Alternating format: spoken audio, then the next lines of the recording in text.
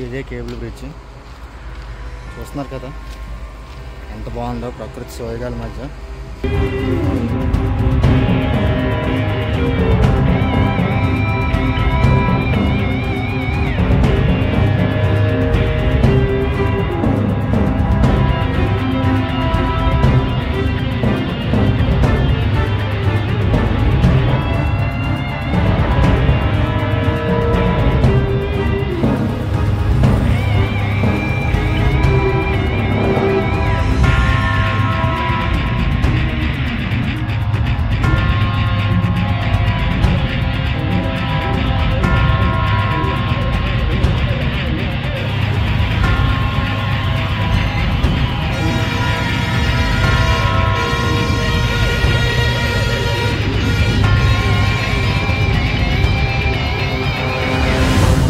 అందరికీ నమస్కారం.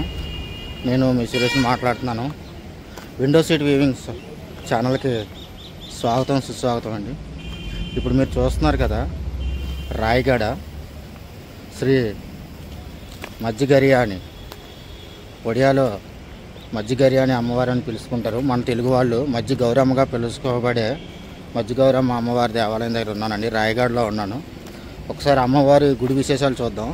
చూస్తున్నారు కదా, అమ్మవారి గుడి 15వ శతాబ్దం కాలం నాటి గుడి అండి. కానీ కొన్ని కారణంగా అమ్మవారు స్థితిలో వ్యవస్థలోకి వెళ్ళారు. ఇప్పుడు చూస్తున్నారు కదా బ్రిడ్జ్, ఈ బ్రిడ్జ్ నిర్మాణంలోనే అమ్మవారు మళ్ళీ వెలుగులోకి వచ్చారండి. పూర్తి కథ ఒకసారి మనం గుడిని చూస్తూ తెలుసుకుందాం. అసలు అమ్మవారు ఎవరు, అమ్మవారి కథ ఏంటి, అమ్మవారు ఆంధ్ర, ఒడిశా వాళ్ళకి ఒక కులదైవంగా ఎలా మారారు అనేది ఒకసారి మనం పూర్తి వీడియోతో తెలుసుకుందాం. ఓ పక్క జంజావతి నదీ తీరం, ఇంకో పక్క నాగావళి నదీ తీరం. రెండు నదులు కలిసి ఒకే చోట సంగమం జరిగే ప్రాంతమేనండి రాయగడ పట్టణం. ఆ రాయగడ పట్టణంలోనే జంజావతి నది తీరాన శ్రీ మజ్జిగరియా అని అమ్మవారు వెలిశారు. చరిత్రలోకి వెళితే 1930లో బ్రిటిష్ వారు విజయనగరం నుంచి రాయ్పూర్ వరకు రైల్వే లైన్ వేయడం ప్రారంభించారు. అందులో భాగంగానే రాయగడ మజ్జిగౌరి అమ్మవారి గుడి వద్ద కూడా జంజావతి నది తీరంపై వంతెన నిర్మాణానికి మొదలుపెట్టారు. నిర్మాణం సగంలో ఉండగానే మొత్తం కూలిపోయింది. అమ్మవారు ఆంగ్లేయుడి ఇంజనీరు కలలో కనిపించి, నాకు ఆలయం నిర్మిస్తేనే వంతెన నిలబడుతుంది అని సెలవిచ్చారు. ఆ ప్రకారం జంజావతి నది సమీపంలో ఆలయ నిర్మించారు. విజయవంతంగా వంతెన పని కూడా పూర్తయింది. ఇలా అమ్మవారు కలలో కనిపించి వంతెన నిర్మించుకునే అంతలాగా కథలో ఏం జరిగిందని ఇంకొంచెం ముందు చరిత్రలోకి వెళితే, అది 15వ శతాబ్దం. 15వ శతాబ్దంలో నందపూర్ మహారాజు రాజా విశ్వనాథ్ దేవ్ గారు రాయగఢలో ఒక కోటను నిర్మించుకున్నారు. రాజా విశ్వనాథ్ దేవ్ గారికి 108 మంది భార్యలు ఉండేవారు.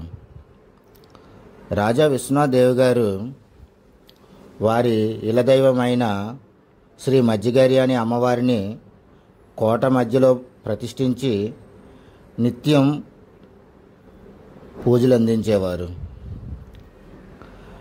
శ్రీ మజ్జిగరియా అని అమ్మవారు రాయగడ ప్రాంతంలో తెలుగు ప్రభావం ఎక్కువ ఉండటం వలన శ్రీ మజ్జి గౌరమ్మగా పేరు మారడం జరిగింది. కొన్నాళ్లకు 1538లో గోల్కొండ నవాబు ఇబ్రహీం కుతుబ్ షా సేనాధిపతి రుతుఫ్ ఖాన్ రాయగఢపై యుద్ధానికి దండెత్తి రాజా విశ్వనాథ్ దేవ్ గారిని హతమార్చాడు. ఆయన మరణ వార్త విన్న రాజా విశ్వనాథ్ దేవ్ గారు 108 మంది భార్యలు కూడా అమ్మవారి సమీపంలో ఉన్న అగ్నిగుండంలో దూకి ఆత్మార్పణ చేసుకున్నారు.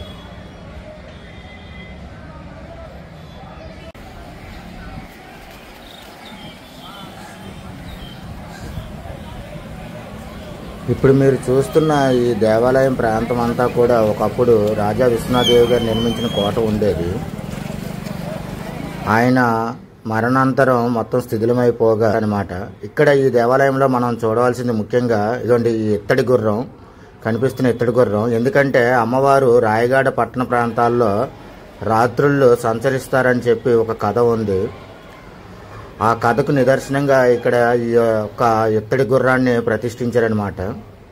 ఇంకొకటి మనం చూడవలసింది దేవాలయం లోపల సతిగుండం. 108 మంది భార్యలు కూడా రాజుగారి యొక్క భార్యలు అమ్మవారి సమక్షంలో ఉన్న ఇగోండి కనిపిస్తున్న ఈ సతిగుండంలోనే ఆత్మార్పణ చేసుకున్నారు. ముఖ్యంగా మనం చూడవలసింది ఆ ఇత్తడి గుర్రము, ఈ సతిగుండం. చూశారు కదండి, రాజుగారు చనిపోయిన తర్వాత మొత్తం కోటంతా స్థితిల వ్యవస్థలోకి వెళ్ళిపోయి అమ్మవారు ఆలనా పాలన చూసేవారు లేక చాలా వరకు స్థితిల వ్యవస్థలోకి వెళ్ళిపోయిందండి. చుట్టుపక్కల ఉన్న ప్రాంతాల నుంచి ఆదివాసీలు వచ్చి అమ్మవారిని అప్పట్లో పూజించుకునేవారు. సరైన రాజమార్గం కూడా ఉండేది కాదు దేవాలయానికి. ఎప్పుడైతే బ్రిటిష్ వారు జంజావతి నది పైన రైలు వంతెన నిర్మాణం మొదలుపెట్టారో, ఆ నిర్మాణానికి అడ్డంకులు వచ్చాయో అప్పుడు అమ్మవారి యొక్క ప్రభావం వెలుగులోకి వచ్చింది. అప్పటి నుంచి కూడా అమ్మవారు అంగరంగ వైభవంగా నిత్యం జనాలతో పూజలు అందుకుంటూ ప్రతి ఒక్కరి ఇంటికి ఇలదైవంగా మారి అమ్మవారి యొక్క కటాక్షలు కృపతో అందరూ లాగా సంతోషంగా ఉంటున్నారండి. చూశారు కదా లైన్ ఎంతలా ఉందో అమ్మవారి. ఇప్పుడు నేను గుడి దగ్గర నుంచి సగం దూరం నుంచి బయట వరకు కూడా చూపిస్తున్నానండి. చూస్తున్నారు కదా ఈ జనాలు, వీళ్ళందరూ కూడా ఉచిత దర్శనానికి వచ్చిన జనాలండి. చూస్తున్నారు కదా, ప్రతి ఆదివారం మంగళవారం అమ్మవారి దేవాలయం చాలా బిజీగా ఉంటుంది. మిగతా వారాల్లో కూడా బిజీగానే ఉంటుంది. ఆదివారం మంగళవారం ప్రత్యేకమైన రోజులు అమ్మవారికి. చూస్తున్నారు కదా, ప్రతి ఒక్కరూ కూడా కుటుంబం సమేతంగా వచ్చి అమ్మవారికి మొక్కులు చెల్లించుకొని ఇక్కడే వంట చేసుకొని భోజనం చేసి మరీ వెళ్తారు. ఇది ఒక గుడికి ఒక ఆనవాయితీ అనమాట. ముందు నుంచి వస్తున్న సాంప్రదాయం అమ్మవారి సమక్షంలో వంటలు చేసుకొని కుటుంబ సమేతంగా భోజనం చేయడం. ఇప్పుడు చూస్తున్నారు కదండి, ఇప్పుడు మనం ఫ్రీ దర్శనం చూసాం. ఇప్పుడు చూస్తుంది 300 రూపాయల దర్శనాలండి. చూస్తున్నారు కదా,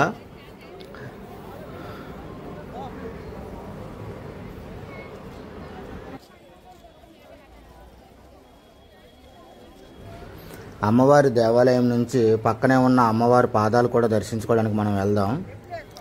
ముఖ్యంగా అమ్మవారికి జరిగే సంబరాల్లో ప్రతి ఏటా చైత్రమాసం ఏకాదశి నుంచి పౌర్ణమి వరకు 5 రోజుల పాటు చైత్రోత్సవం జరుగుతుందండి అమ్మవారికి. చైత్రమాసం అంటే మార్చి నెల మన ఇంగ్లీష్ క్యాలెండర్ ప్రకారం. ఆ చైత్రమాసంలో చైత్రోత్సవం జరిగేటప్పుడు అమ్మవారికి కొన్ని ముఖ్యమైన సంబరాలు చేస్తారు. అందులో కొన్ని చెప్తాను చూడండి. మొదటగా జరిగేది అగ్నిమల్లెల కార్యక్రమం. కనకల్లాడే నిప్పులపై ఆలయ పూజారి నడుచుకుంటూ వెళ్తారు. అనంతరం భక్తులు కూడా అగ్నిమల్లెల మీద నడవటం ఆనవాయితీ. ఆ తర్వాత ముళ్ళ ఉయ్యాల సంబరం. ఆ ముళ్ళ ఉయ్యాల మీద ఆలయ పూజారి కూర్చొని భక్తుల్ని ఆశ్చర్యపరుస్తారు. అమ్మవారికి జరిగే సంబరాల్లో ఇదొక ముఖ్య ఘట్టం అండి. చూస్తున్నారు కదా ఆలయ ప్రాంగణం ఇదంతా కూడా. ఇక్కడికి వచ్చే భక్తులు వంటలు కూడా చేసుకుంటారండి. ఎవరు స్తోమతకు తగ్గట్టుగా వాళ్ళు వండుకుంటారు. చూస్తున్నారు కదా, మొత్తం ఇక్కడ నుంచి మనం అమ్మవారి పాదాల దగ్గరికి వెళ్తున్నాం. పక్కనేనండి, జస్ట్ వాకబుల్ డిస్టెన్స్. ఈ ఎడం పక్కన ఉన్న పార్కింగ్లో కూడా వంటలు జరుగుతున్నాయి, మీరు చూద్దురు.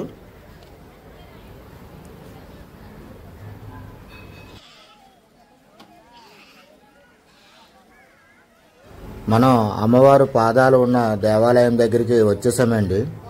చూడండి, ఇదిగోండి కనిపిస్తున్న షెల్టరేనండి. మొత్తం అంతా కూడా దేవాలయమే. వర్షం పడి ఆగటం వల్ల మొత్తం అందరూ కూడా భక్తులందరూ కూడా కిందన దేవాలయంలోనే షెల్టరింగ్ తీసుకున్నారు షెల్టర్గా.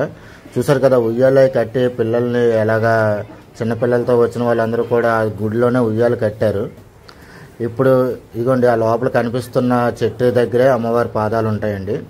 ఇప్పుడు ఇది చూస్తున్నారు కదండి షెల్టర్లో, ఇదిగోండి లోపల జనం వీళ్ళందరూ కూడా భక్తులేనండి. కుటుంబ సమేతంగా వచ్చి మొక్కులు చెల్లించుకొని వంటలు చేసుకొని ఇక్కడే తినేసి బయలుదేరుతారండి.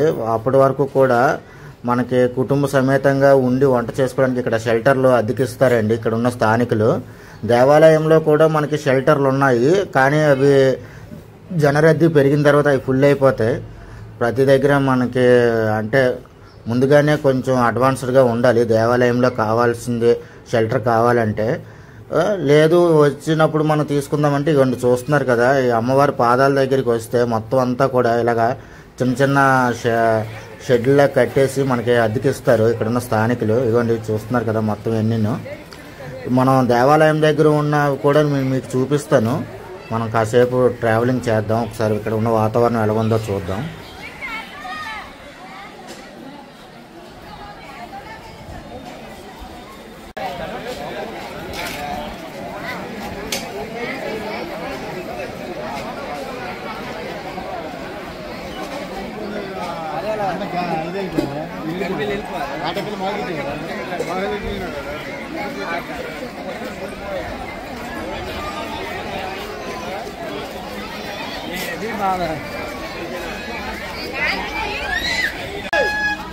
ఎవరు వరకు అంత వెళ్ళిపోతలేదు.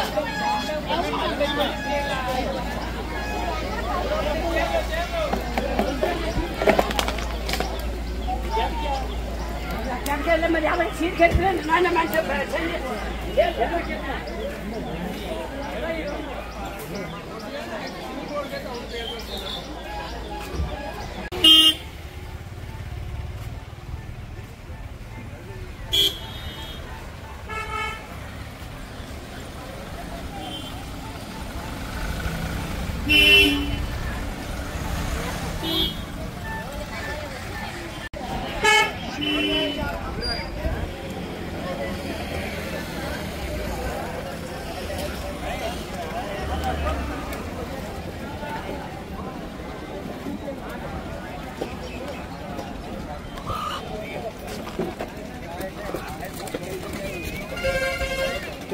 ఇప్పుడు మీరు చూస్తున్న ఈ పరిసర ప్రాంతాలన్నీ కూడా కొన్ని రోజుల్లో మారిపోబోతున్నాయండి. చూస్తున్నారు కదా రైల్వే లైను, రోడ్డు, ఇప్పుడు చూస్తున్న ఈ పార్కింగ్ ప్లేస్ ఇవన్నీ కూడా మారిపోబోతున్నాయి.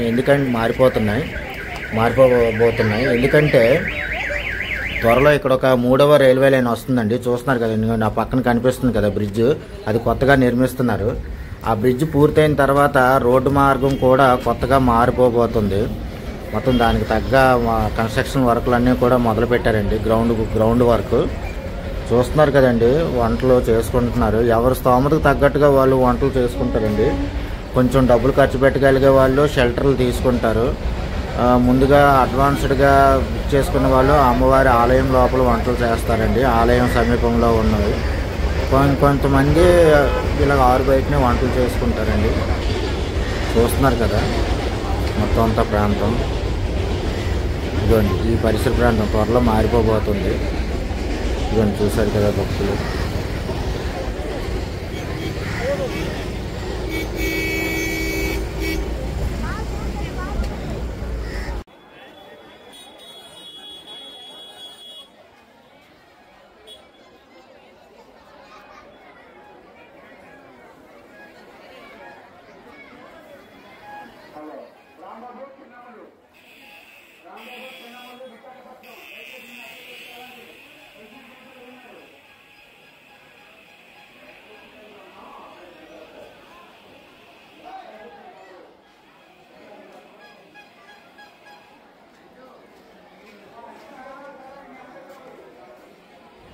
ఇప్పుడు మీరు చూస్తున్న షెల్టర్లు గుడి ప్రాంగణంలో ఉన్న షెల్టర్లు అండి. చూస్తున్నారు కదా, ఇవి ముందుగా బుక్ చేసుకోవాలి. ఇక్కడ వంటలు చేసుకోవాలంటే దూరభారం నుంచి వచ్చిన భక్తులందరూ కూడా ఇగోండి ఇక్కడే వంటలు చేసుకుంటారు. చూసారు కదా, ఇవి దేవాలయం షెల్టర్లు.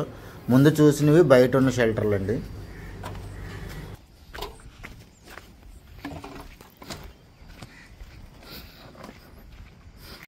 ఇక్కడ రాయగడ అమ్మవారి టెంపుల్ దగ్గర ప్రత్యేక ఆకర్షణ నాగావళి నదిపై నిర్మించిన కేబుల్ బ్రిడ్జ్ అండి.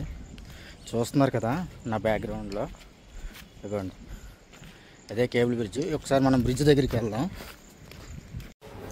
ఇప్పుడు మీరు చూడబోతున్న కేబుల్ బ్రిడ్జ్ గురించి కొన్ని ఆసక్తికరమైన విషయాలు చెప్తాను, వినండి. కేబుల్ బ్రిడ్జ్ ప్రస్తుతానికి ఆపేశారండి. ఎందుకంటే వచ్చిన పర్యాటకులు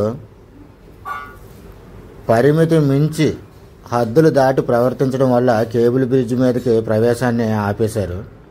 ఎందుకంటే కేబుల్ బ్రిడ్జ్ కేవలం నడవటానికి మాత్రమే నిర్మించారండి. ఆ కేబుల్ బ్రిడ్జ్ మీదకి మన వాళ్ళు ఫొటోస్ వీడియోస్ తీసుకోవడం కోసం బైకులు వేసుకెళ్ళిపోవడాలు, సైకిళ్ళు వేసుకెళ్ళిపోవడాలు, పరిమితికి మించి జనాలు వెళ్ళటాలు, ఆ కేబుల్ పట్టుకొని ఏలబట్టాలు, కోరి ప్రమాదాలు తెచ్చుకోవటాలు, ఇవన్నీ చేయటం వల్ల వచ్చిన వాళ్ళని జనాల్ని కంట్రోల్ చేయలేక కేబుల్ బ్రిడ్జ్ని ఒక ఫెన్సింగ్ వేసేసారనమాట జనరద్దీ తగ్గడానికి.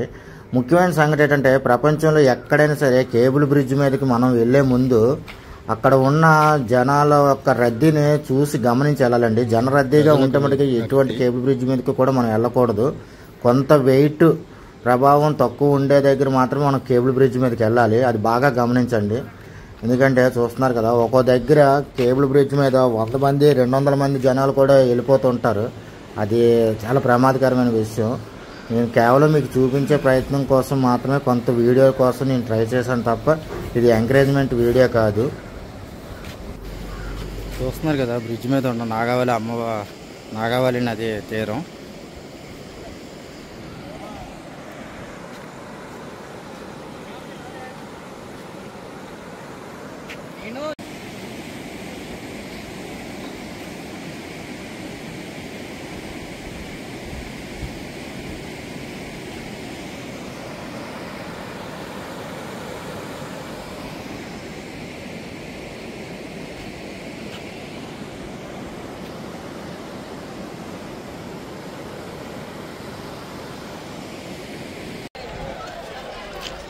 ఇప్పటివరకు నా వీడియో చూసిన వాళ్ళందరికీ కూడా ధన్యవాదాలండి. చాలా థ్యాంక్ యూ సో మచ్. ఇకపై మరిన్ని వీడియోలతో మీ ముందుకు నేను రావాలి అంటే నాకు మీ ప్రోత్సాహం చాలా అవసరం.